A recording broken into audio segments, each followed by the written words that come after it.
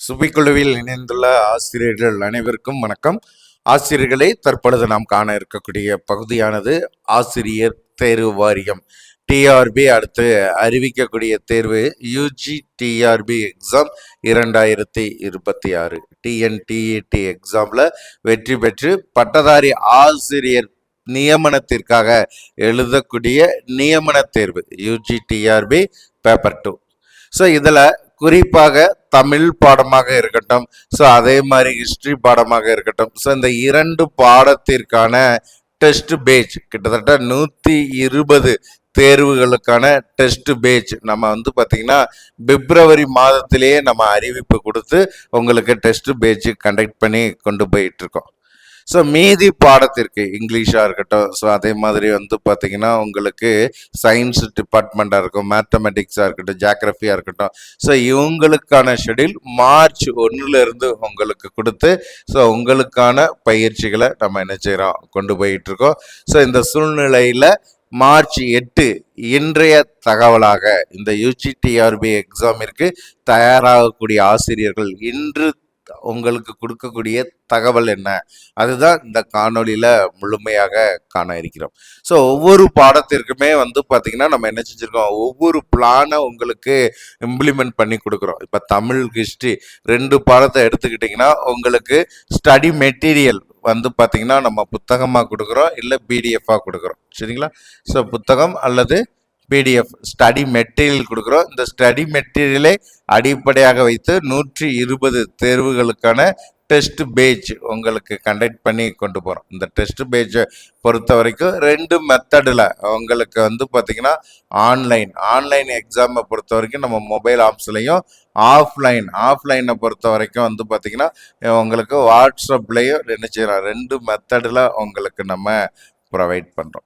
இது போக ஒன்லைனர் உங்களுக்கு பார்த்தீங்கன்னா கிரியேட் பண்ணி ஸோ அதனுடைய ப்ராக்டிஸ் ஒன்லைனரை தொடர்ந்து இறுதியாக உங்களுக்கு 30,000 வினாக்களை உள்ளடக்கிய கொஸ்டின் பேங்க் உங்களுக்கு நான் என்ன செய்கிறேன் ப்ரொவைட் பண்ணுறேன். ஸோ இது ஃபுல்லாமே பார்த்தீங்கன்னா தமிழ் ஹிஸ்ட்ரி 2 பாடத்திற்கும்.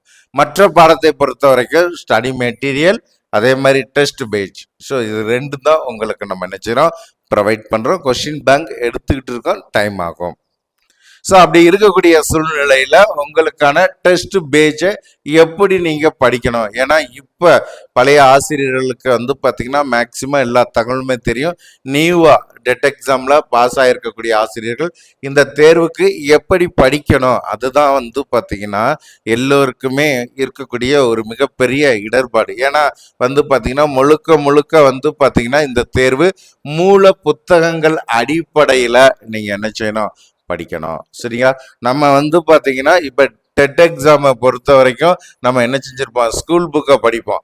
அப்போ ஸ்கூல் புக்குன்னு சொல்லி பார்க்கும் பொழுது உங்களுக்கு 6th ஃபர்ஸ்ட் டேம் சொல்லிடுவோம். 6th ஃபர்ஸ்ட் டேம் 1 உங்களுக்கு டெஸ்ட்டு ஏன்னு சொல்லிட்டோம்னா அந்த டேம் 1 படிச்சிருவீங்க, அதுலேருந்து உங்களுக்கு கொஸ்டின் வரும். ஸோ இந்த மாதிரி உங்களுடைய ப்ராக்டிஸ் இருந்திருக்கும். சரிங்களா? ஸோ ஆனால் இந்த நியமன தேர்வை பொறுத்த வரைக்கும் உங்களுக்கு பிஜியோட கண்டென்ட் ப்ளஸ் யூஜியோட கண்டென்ட் இதுதான் உங்களுக்கான 150 கொஸ்டின். ஸ்கூல் புக்குங்கிறது பேசிக் தான், அடிப்படையில் பார்த்தீங்கன்னா நீங்கள் தெரிஞ்சுக்கிறக்கூடிய தகவல் ஸ்கூல் புக்கு. ஆனால் நீங்கள் படிக்க வேண்டியது எல்லாமே பிஜி யூஜியோட கண்டென்ட். அப்போ பிஜி யூஜி புத்தகத்தை நீங்கள் படிக்கணும். சரிங்களா? ஃபர்ஸ்ட் நீங்கள் தெரிந்து கொள்ளக்கூடியது. இப்போ உங்களுக்கு ஒரு ஷெட்யூல் நான் கொடுத்துருக்கேன்.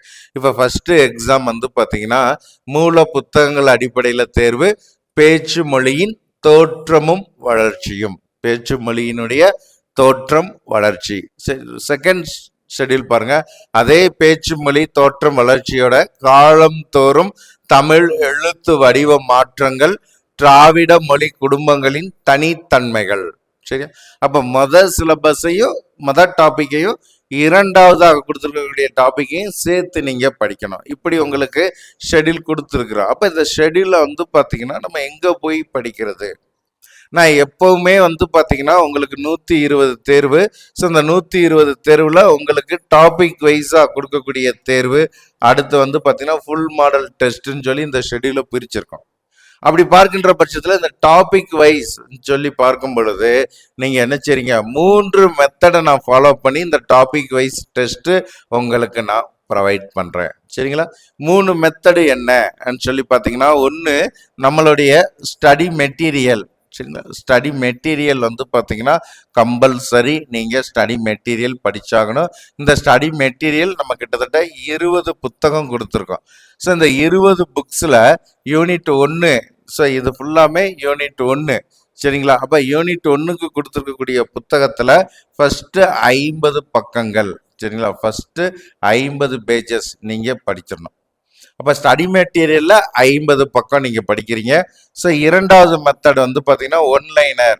ஸோ இந்த யூனிட் 1க்கே வந்து பார்த்தீங்கன்னா அந்த புத்தகத்தோட இறுதியில் நம்ம நினச்சிருப்போம் 2700க்கும் மேற்பட்ட ஒன்லைனர் கொடுத்துருப்போம். ஸோ இதில் வந்து பார்த்தீங்கன்னா நீங்கள் என்ன செய்றீங்க, 500 ஒன்லைனர் ப்ரிப்பரேஷன் பண்ணுறீங்க.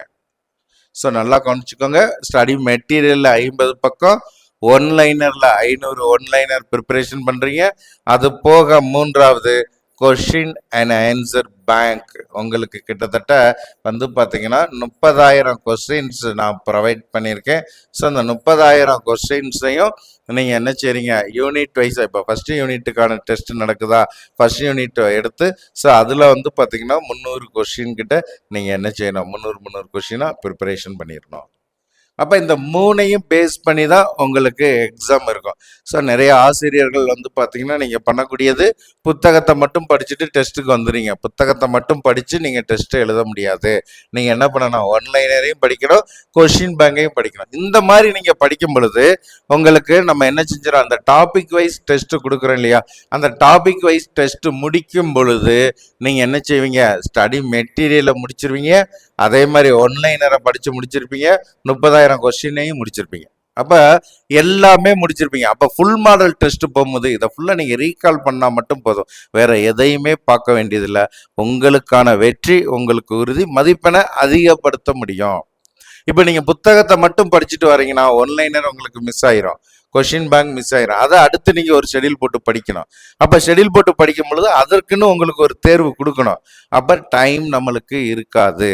அதே மாதிரி டைம் இல்லைங்கிற பட்சத்தில் விட நம்ம என்ன செய்ய முடியாது, அதை கரெக்டாக 1 by 1 ஃபாலோ பண்ண முடியாது. அப்போ முதல்லையே 3ஐயுமே நீங்கள் என்ன செய்றீங்க, question bank, one liner, study material 3ஐயுமே 1 by 1 ஒவ்வொரு புக்காக படித்து படித்து படித்து தூக்கி வச்சுருங்க.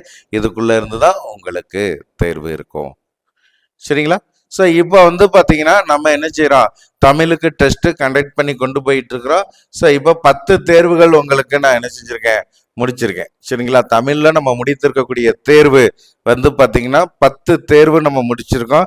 ஸோ இந்த 10 தேர்வுன்னு சொல்லி பார்க்கும் பொழுது 11வது தேர்வு, ஸோ கம்மிங் மண்டே நாளை வந்து பார்த்தீங்கன்னா என்ன செய்கிறோம், 11வது தேர்வு கொடுக்குறோம். ஸோ அப்போ 11வது தேர்வுக்கான டாபிக் என்ன, சமய இலக்கியமும் காப்பியங்களும். சரிங்களா? சமய இலக்கியமும் காப்பியங்களும். ஸோ அதே மாதிரி வந்து பார்த்தீங்கன்னா 12வது தேர்வும் சமய இலக்கியங்கள் காப்பியங்கள். ஸோ அதுக்கு அடுத்து வந்து பார்த்தீங்கன்னா 13வது தேர்வு சமய இலக்கியம் மற்றும் காப்பியங்கள். சரிங்களா? ஸோ அப்போ வந்து பார்த்தீங்கன்னா நம்ம என்ன செஞ்சுருக்கோம், 3 டாபிக் கொடுத்துருக்குறோம். ஸோ இந்த 3 டாபிக் நம்ம கொடுத்துருக்குறோங்கிற பட்சத்தில் இதில் நீங்கள் மெயினாக எதை படிக்கணும் சொல்லி பார்க்கும் பொழுது, ஸோ வா சுப மாணிக்கனாரின், சரிங்களா, வா சுப மாணிக்கனாரின் இரட்டை காப்பியம் ஓர் அறிமுகம் சொல்லி வந்து பார்த்தீங்கன்னா மூல புத்தகம்னா அந்த புத்தகத்தை படிக்கணும். வா சுப மாணிக்கனாரின் இரட்டை காப்பியம் ஓர் அறிமுகம். ஸோ அந்த புக்கை நீங்கள் என்ன செய்யணும், படிக்கிற மாதிரி இருக்கும். நம்மளுடைய ஸ்டடி மெட்டீரியல்னு எடுத்துக்கிற பொழுது உங்களுக்கு யூனிட் 5க்கு நம்ம என்ன செஞ்சுருக்கோம், மெட்டீரியல் ப்ரொவைட் பண்ணியிருக்கோம். இது வந்து பார்த்தீங்கன்னா யூனிட் 5 இதுக்கு கொடுத்துருக்கோம். அதாவது வந்து பார்த்தீங்கன்னா 50 காப்பியங்கள் 5 காப்பியங்கள். ஸோ அதுதான் இதில் நீங்கள் இந்த 3 தேர்வுக்கு நீங்கள் படிக்கக்கூடியது. அதற்கு நம்ம வா சுப மாணிக்கனாரின் புத்தகம் உங்களுக்கு கொடுத்துருக்கோம். அதே மாதிரி இலக்கிய வரலாறினுடைய தகவல்கள் மூல புத்தகத்திலேருந்து எடுத்துக்கூடிய ஒன்லைனர் ஒரு புத்தகமாக உங்களுக்கு கொடுத்துருக்கோம். ஸோ அப்போ வந்து பார்த்தீங்கன்னா இந்த 5வது யூனிட்டுக்கு நீங்கள் என்ன செய்றீங்க, ஐம்பெருங்காப்பியம், ஐஞ்சிறு காப்பியங்கள் இதை 3 பகுதியாக. அப்போ நம்ம கொடுத்துருக்கக்கூடிய புத்தகத்தில் 50 பக்கம் 50 பக்கம் 50 பக்கம் படிக்கிறீங்க. அதே மாதிரி ஒன்லைனரில் வந்து பார்த்தீங்கன்னா நம்ம என்ன செய்கிறோம், கொடுத்துருக்கக்கூடிய ஒன்லைனரை இந்த 3 தேர்வுக்கு ஈக்குவலாக ஒன்லைனரையும் நீங்கள் என்ன செஞ்சுறீங்க, படித்து ஒன்லைனர்னு எடுத்துக்கிற போது யூனிட் 3, 4, 5 ஸோ இதை ஃபுல்லாக சேர்த்து ஒரு புத்தகமாக நம்ம ஒன்லைனர் கொடுத்துருக்கோம். அப்போ அதில் வந்து பார்த்தீங்கன்னா நீங்கள் என்ன செய்றீங்க, 500 கொஷின்ஸ் 300 கொஷின் இதே மாதிரி ப்ரிப்பரேஷன் பண்ணிடுறீங்க. அதே மாதிரி வந்து பார்த்தீங்கன்னா நம்ம என்ன செஞ்சுருக்கோம், கொஷின் பேங்க் கொடுத்துருக்கோம். கொஷின் பேங்கை பொறுத்த வரைக்கும் வந்து பார்த்தீங்கன்னா 300 கொஷின் 300 கொஷின் நீங்கள் படிச்சுட்டு வரீங்க. அப்போ அதுக்குள்ளே இருந்து தான் உங்களுக்கு தேர்வு இருக்கும். இது யூனிட் 5. அதே யூனிட் 5ல் இனி ஒரு டாபிக் இருக்கு, பெரிய புராணம் ஓர் ஆய்வு, ஆசா ஞான சம்பந்தன். நம்ம கொடுத்துருக்கக்கூடிய மெட்டீரியல் எடுத்துக்கிட்டிங்கன்னா பெரிய புராணம் ஆய்வுன்னு சொல்லியே ஒரு புத்தகம் இருக்கும். ஸோ அந்த புத்தகத்தில் நம்ம எத்தனை தேர்வு கொடுக்குறோம் சொல்லி பார்த்தீங்கன்னா part 1, part 2, part 3, part 4, part 5ன்னு சொல்லி நம்ம என்ன செஞ்சுருக்கோம், 5 புத்தகம். அந்த புத்தகத்துல இருந்து 5 தேர்வு. அப்ப பெரிய புராணம் ஒரு ஆய்வுங்கிறதுல பெரிய புராணம் ஆராய்ச்சி சொல்லி ஒரு புத்தகம் நான் உங்களுக்கு கொடுத்துருப்பேன். நீங்க அந்த மெட்டீரியலை ஓப்பன் பண்ணாலே தெரியும், மேல டாபிக் இருக்கும். ஸோ அப்படி பார்க்கின்ற பட்சத்தில் அந்த டாப்பிக்கே நீங்கள் என்ன செய்றீங்க, 5ஆக பிரிக்கிறீங்க. அது எத்தனை பக்கம், 300 பக்கம் இருக்குதா, 400 பக்கம் இருக்குதா, இங்கே நம்ம எத்தனை பார்ட் கொடுத்துருக்குறோம், 5 பார்ட் கொடுத்துருக்கோம். அப்போ 300 பக்கம்னா அதை 5 பகுதியாக பிரிக்கிறீங்க, 400 பக்கம்னா அதை 5 பகுதியாக பிரிக்கிறீங்க. பிரித்து அத்தனை பக்கம் இல்லைன்னா 50 பக்கங்களாக நீங்கள் படிங்க, அதுவே போதும். அது போக வந்து பார்த்தீங்கன்னா நம்ம என்ன செய்கிறோம், உங்களுக்கு வந்து பார்த்தீங்கன்னா ஒன்லைனர் கொடுத்துருக்கோம். அந்த ஒன்லைனரை நீங்கள் படிக்கிறீங்க. ஒன்லைனர் பெரிய புராணம், அதே மாதிரி வந்து பார்த்தீங்கன்னா காப்பியங்கள், சமய இலக்கியம், அதை ஃபுல்லாக கவர் பண்ணி உங்களுக்கு நம்ம என்ன செஞ்சுருக்கோம், ஒன்லைனர் கொடுத்துருக்கோம். ஸோ அந்த ஒன்லைனரை நீங்கள் என்ன செய்றீங்க, படிக்கிறீங்க. கொஷின் பேங்க் கொடுத்துருக்கோம், அதில் 300 கொஷின்ஸ். அப்போ நீங்கள் ப்ரிப்பரேஷன் பண்ண வேண்டியது என்ன, நம்ம கொடுத்துருக்கக்கூடிய ஸ்டடி மெட்டீரியலை படிக்கிறீங்க, ஒன்லைனரை படிக்கிறீங்க, அதே மாதிரி கொஷின் பேங்கை ப்ரிப்பரேஷன் பண்ணுறீங்க. இதை படிச்சுட்டு நீங்கள் தேர்வுக்குள்ளே போகிற மாதிரி இருக்கும். ஸோ இது ஃபுல்லாமே யூனிட் 5க்கு. அடுத்து பாருங்கள், தமிழர் சமய வரலாறு. ஸோ இது ஒரு புத்தகம் உங்களுக்கு நம்ம கொடுத்துருப்போம். ஸோ இந்த புத்தகத்துல இருந்து நம்ம எடுத்துருக்கக்கூடியது வந்து பார்த்தீங்கன்னா நம்ம என்ன செஞ்சுருக்கோம், கிட்டத்தட்ட வந்து பார்த்தீங்கன்னா 3 பகுதியாக உங்களுக்கு தேர்வு கொடுக்குறோம். அப்போ தமிழர் சமய வரலாறு இதுவுமே யூனிட் 5. அப்போ யூனிட் 5 எடுத்துக்கிட்டிங்கன்னா கிட்டத்தட்ட 3, ஒன்று வந்து பார்த்தீங்கன்னா ஐம்பெருங்காப்பியங்கள், ஐஞ்சிறுங்காப்பியங்கள் ஒரு டாபிக், பெரிய புராணம் ஒரு ஆய்வு ஒரு டாபிக், தமிழர் சமய வரலாறு ஒரு டாபிக். சரிங்களா? ஸோ இதை 3ஐயும் முடிச்சிட்டிங்கன்னா யூனிட் 5 முடிஞ்சிருச்சு. அடுத்து யூனிட் 6 சிற்றிலக்கியங்களின் வகைகள். அப்போ நம்ம ஒவ்வொரு டாபிக் வைஸாக புத்தகம் கொடுத்துருக்கோம். அந்த புத்தகத்திலேருந்து 50 பக்கங்கள் நீங்கள் படிக்கிறீங்க. அதே போல் ஒன்லைனர் கொடுத்துருக்கோம். ஸோ அந்த ஒன்லைனரில் 300 400 கொஷின் கிட்ட நீங்கள் ப்ரிப்பரேஷன் பண்ணுறீங்க. கொஷின் பேங்க்கில் 300 கொஷின். ஸோ அதற்கு தகுந்தாற் போல் நீங்கள் என்ன செய்றீங்க, 3ஐயுமே படித்து நீங்கள் தேர்வு எழுதுகிற மாதிரி இருக்கும். ஸோ இதே பேட்டர்ன் தான் ஹிஸ்ட்ரி பாடத்திற்கும், இதே பேட்டர்ன் தான். இப்போ ஹிஸ்ட்ரி எடுத்துக்கிட்டிங்கனாலும் இதே பேட்டர்ன் தான். நான் ஒவ்வொன்றையுமே உங்களுக்கு எக்ஸ்பிளைன் பண்ணுறேன். இப்போ மெட்டீரியலில் போய் எப்படி பார்க்குறது, சரிங்களா? ஸோ நம்மளுடைய சுபை குழுவினுடைய மொபைல் ஆப்ஸ்லேயே இதற்கான டீட்டெயில் ஃபுல்லாமே உங்களுக்கு நம்ம என்ன செஞ்சுருக்கோம், கொடுத்துருக்கோம். இப்போ தமிழ் பாடமாக இருக்கின்ற பட்சத்தில் நீங்கள் வந்து பார்த்தீங்கன்னா என்ன செய்றீங்க, UGTRB PRT Tamil test page 2026ன்னு வந்து பார்த்தீங்கன்னா உங்களுக்கு பேஜஸ் விசிபிள் ஆகும். அந்த பேஜஸில் ஸ்டடி மெட்டீரியல் பகுதியில் நீங்கள் என்ன செய்றீங்க, போகிறீங்க. ஸ்டடி மெட்டீரியலில் போனீங்கன்னா உங்களுக்கு வந்து பார்த்தீங்கன்னா நம்ம என்ன செஞ்சுருக்கோம், நியூ ஸ்டடி மெட்டீரியல் கொடுத்துருக்கோம் இல்லையா, இதுதான் உங்களுக்கு நம்ம என்ன செய்கிறோம், புத்தகமாக அனுப்புகிறோம். அப்போ புத்தகமாக அனுப்பும்போது யூனிட் 5 பாருங்கள், 11வது தேர்வு யூனிட் 5 சொன்னா, யூனிட் 5க்கு பாருங்க, பார்ட் 1 மெட்டீரியலை தான் நீங்க கையில எடுக்கிறீங்க. இந்த புத்தகம் உங்க கையில இருக்குதா பார்த்துக்கோங்க. ஸோ பார்ட் 1 எடுத்துக்கிறீங்க. எடுத்துக்கிட்டீங்கன்னா இதெல்லாம் நம்ம என்ன செஞ்சிருக்கோம்,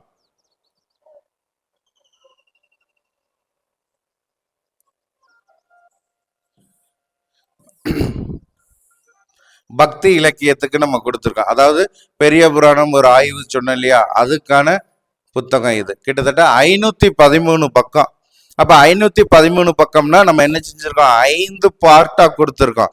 5 பார்ட்டுங்கும் போது ஒவ்வொரு பார்ட்டுக்கும் 100 பக்கத்தை நீங்க இதுல படிக்கணும். நம்ம 50 பக்கம் சொல்லியிருந்தோம். ஆனா இதுல 5 தேர்வு நம்ம கொடுக்குறோம். இப்ப வந்து ஃபார் எக்ஸாம்பிள் வந்து பாத்தீங்கன்னா, நீங்க இப்ப ஷெட்யூல்குள்ள வாங்கவே, ஷெட்யூல்குள்ள வந்தீங்கனாலே உங்களுக்கு தெரியும். இந்த ஷெட்யூல்ல பாருங்க, பெரிய புராணம் ஒரு ஆய்வு இருக்கா. ஸோ இதுல எத்தனை டெஸ்ட் கொடுத்துருக்குறோம், மாடல் டெஸ்ட் 5 வரைக்கும் நம்ம கொடுத்துருக்கோம். அப்ப இதுல 500 பக்கம் இருக்கு. அப்ப அதை 5 பகுதியா பிரிச்சோம்னா 100 பக்கம். ஒவ்வொரு தேர்வுக்கும் நீங்க ஸ்டடி மெட்டீரியல்ல படிக்க வேண்டியது எத்தனை பக்கம் படிக்கணும், 100 பக்கங்கள் நீங்க படிக்கணும். சரிங்களா. ஸோ இது வந்து பாத்தீங்கன்னா உங்களுக்கு தெரிந்து கொள்ளக்கூடியதற்காக நம்ம கொடுக்கறது. அப்ப அந்த புத்தகத்தை எடுக்கிறீங்க, அதுல வந்து பாத்தீங்கன்னா உங்களுக்கு எத்தனை பக்கம் இருக்கு. ஸோ அந்த பக்கத்தை வச்சு நீங்க என்ன செய்றீங்க, அந்த டெஸ்டோட பகுதியை நீங்க பிரிக்கிறீங்க. 5 டெஸ்ட் கொடுக்குறோம், 500 பக்கம். 3 டெஸ்ட் கொடுக்குறோம், 300 பக்கம்னா 100 பக்கம். சரிங்களா. ஸோ இதை 10 டெஸ்ட் கொடுக்குறோம், ஆனால் வந்து பார்த்தீங்கன்னா 300 பக்கம்னா ஒரு டெஸ்ட்டுக்கு 30 பக்கம் நீங்கள் படித்தா போதும். அப்போ அந்த டாப்பிக்கை நீங்கள் என்ன செஞ்சுக்கோங்க, உருவாக்கிக்கோங்க. ஸோ அடுத்து பாருங்க,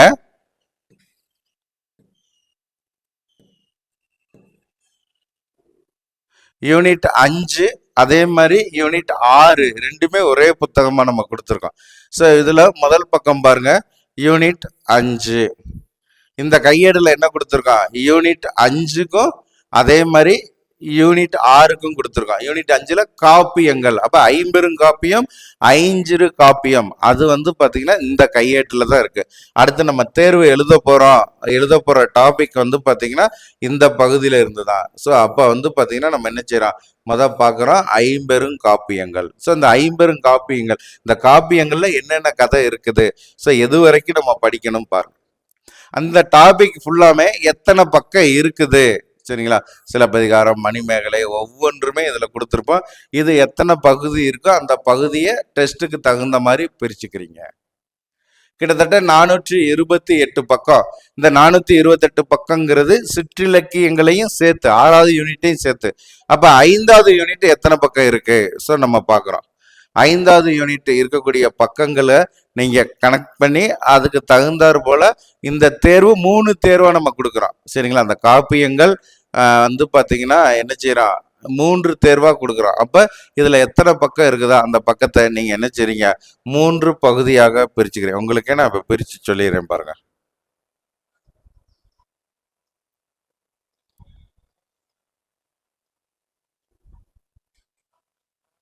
இதெல்லாம் சிற்றிலக்கியத்தினுடைய வகை. சரிங்களா.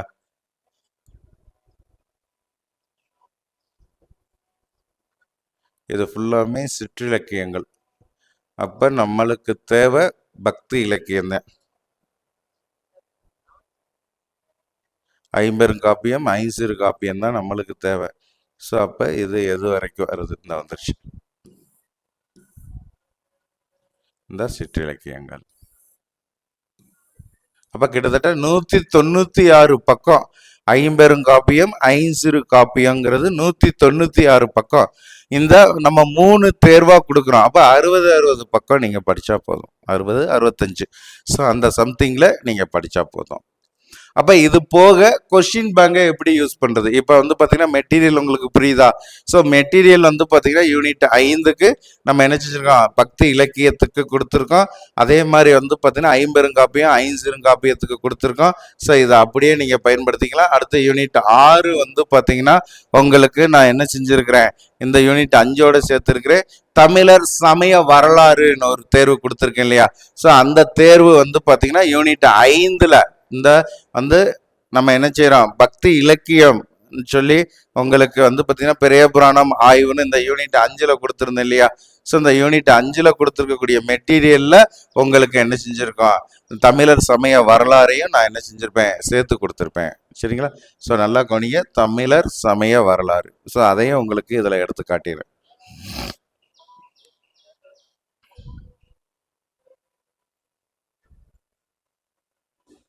இந்த வந்துச்சு.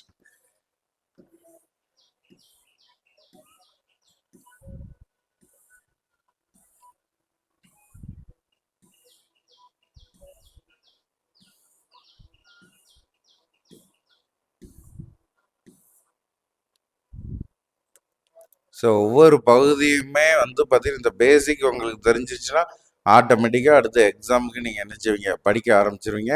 உங்களுக்கு எந்த டவுட்டுமே இருக்காது. சரிங்களா? ஸோ அந்த பேட்டர்னில் தான் நீங்கள் அதே மாதிரி ஃபாலோ பண்ணிக்கிற மாதிரி இருக்கும். ஸோ இந்த வந்துருச்சு. இந்த இருக்கு தமிழர் சமய வரலாறு. ஸோ இதுதான் வந்து பார்த்தீங்கன்னா உங்களுக்கு இந்த தமிழர் சமய வரலாறு கொடுத்துட்டோமா. அப்போ இந்த பக்தி இலக்கியம் சொல்லும் பொழுது உங்களுக்கு 363 பக்கம் தான்.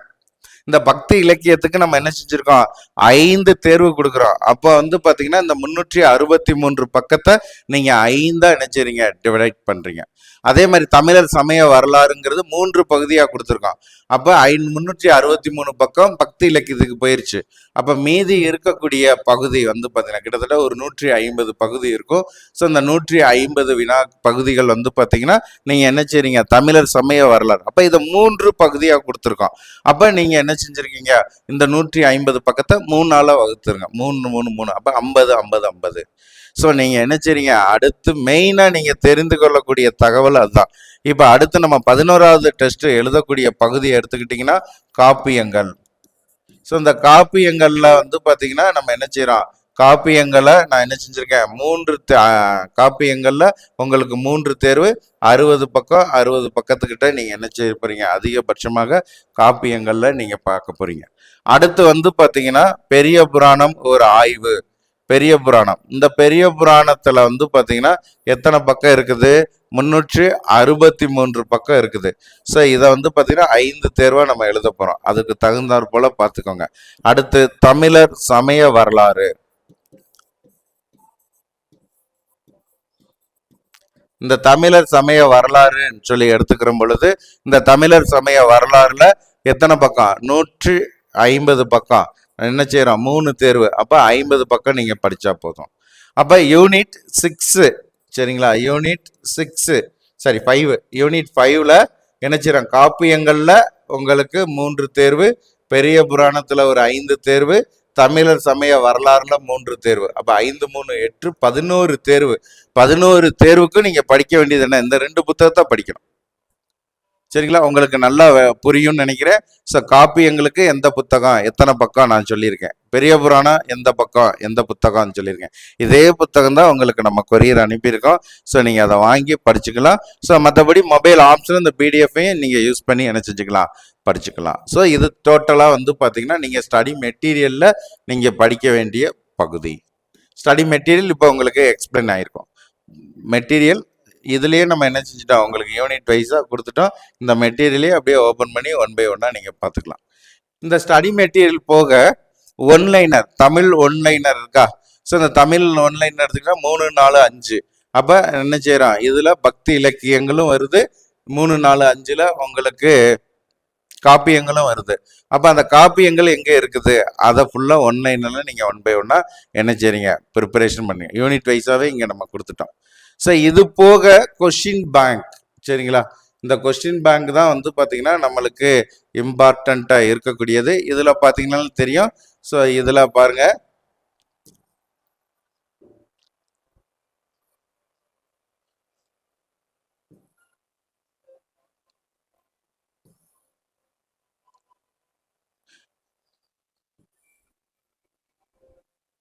இப்போ தமிழ் புக்கு 1 புக்கு 2 இருக்குது இல்லையா. ஸோ இந்த புக்கு 2வை நீங்கள் கிளிக் பண்ணிங்கன்னா உங்களுக்கு வந்து பார்த்தீங்கன்னா என்ன செஞ்சுருக்கிறோம்,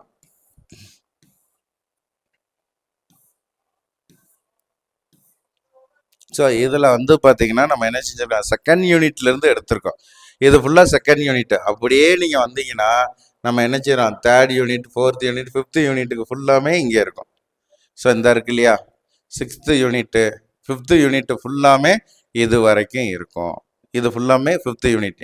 நாககுமார காவியத்தினுடைய சிறு பிரிவு என்ன, இது வந்து 5 காப்பியங்கள். அப்போ 5th யூனிட். ஸோ அப்போ இந்த 2வது புக்கை நீங்கள் ஓப்பன் பண்ணுறீங்க.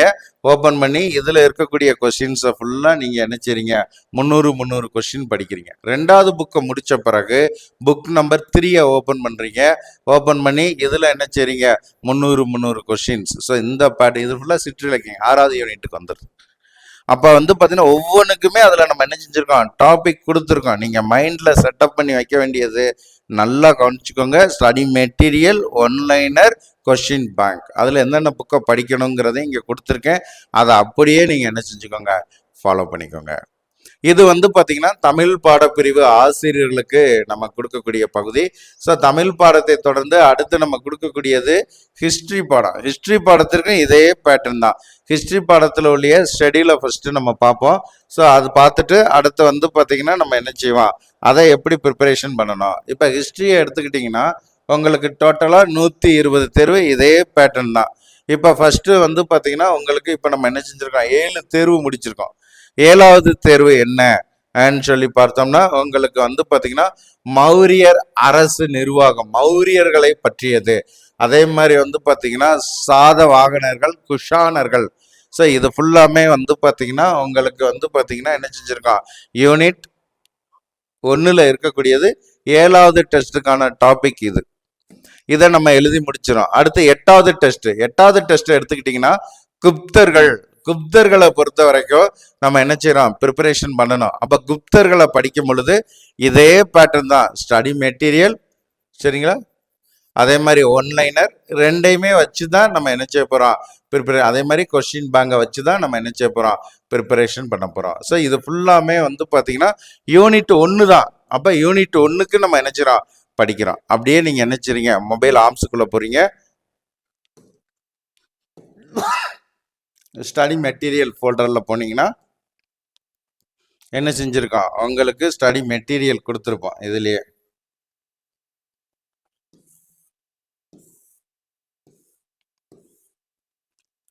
ஹிஸ்ட்ரி ஸ்டடி மெட்டீரியல், இதில் பாருங்கள் யூனிட் 1 எங்கே இருக்குது, இந்த இருக்குது. யூனிட் 1 கிளிக் பண்ணுறீங்க. கிளிக் பண்ணிங்கன்னா உங்களுக்கு பொருளடக்கத்திலேயே நம்ம கொடுத்துருப்போம்.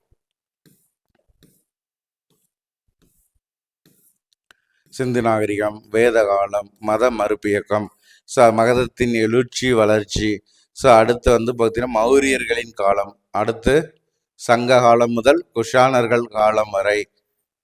ஸோ இதில் தான் பாருங்கள் அந்த சுங்கர்கள் இது ஃபுல்லாமே வருதா, இதை ஃபுல்லாமே படிக்கணும். அடுத்து பாருங்கள் 8வது டாபிக் குப்தர்கள் காலம். நம்ம அடுத்த தேர்வு எழுதக்கூடியது குப்தர்கள் காலம். இந்த 8வது டாபிக்ல இருக்கக்கூடிய இருட்டிலிருந்து வெளிச்சத்திற்கு வரலாற்று சான்றுகள். குப்தர்கள்னா யாரு, குப்தர்களுடைய எழுச்சி பேரரசர்கள், குப்த பேரரசினுடைய சரிவு, குப்தர் காலத்தினுடைய வாழ்வியல், குப்தர் காலம் பொற்காலம் என்று அழைக்கப்படுவதற்கு காரணம் என்ன. அப்ப 9வது டாபிக் ஹர்ஷர் காலத்துக்கு முன்பு வரைக்கும் இருக்கக்கூடியதை ஃபுல்லா இந்த ஸ்டடி மெட்டீரியல்ல படிக்கிறீங்க. இது மட்டும் படிச்சா போதுமா, ஆனா இதோட நீங்க என்ன செய்றீங்க, அடுத்து வந்து பாத்தீங்கன்னா கொஸ்டின் பேங்கையும் நீங்க ப்ரிப்பரேஷன் பண்ணணும்.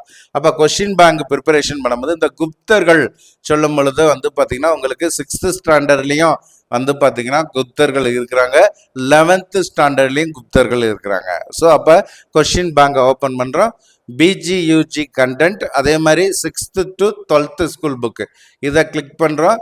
இதில் 6th 7th இந்த டாப்பிக்கை கிளிக் பண்ணுறோம். இந்த டாப்பிக்கில் வந்து பார்த்திங்கன்னா நம்ம என்ன செஞ்சுருக்கோம், குப்தர்கள் எங்கே இருக்கிறாங்க. ஸோ அதை வந்து பார்த்திங்கன்னா நம்ம என்ன செய்கிறோம், மெயினாக வந்து பார்க்குறோம். அப்போ குப்தர்கள்னு பார்க்கும் பொழுது இதில் வந்து பார்த்திங்கன்னா தென்னிந்திய புதிய அரசுகள். ஸோ இதில் வந்து பார்த்திங்கன்னா இந்த இருக்கு இல்லையா, குடித்தலைமையில் இருந்து பேரரசு வரை. ஸோ இதை நீங்கள் என்ன செய்யணும், குப்தர்கள் இதில் வருவாங்க, குடித்தலைமையிலிருந்து பேரரசு வரை. இதை நீங்கள் என்ன செய்றீங்க, மெயினாக படிச்சுக்கிறீங்க, சரிங்களா. ஸோ அடுத்து வந்து பார்த்தீங்கன்னா 12th எடுத்துக்கிட்டிங்கன்னா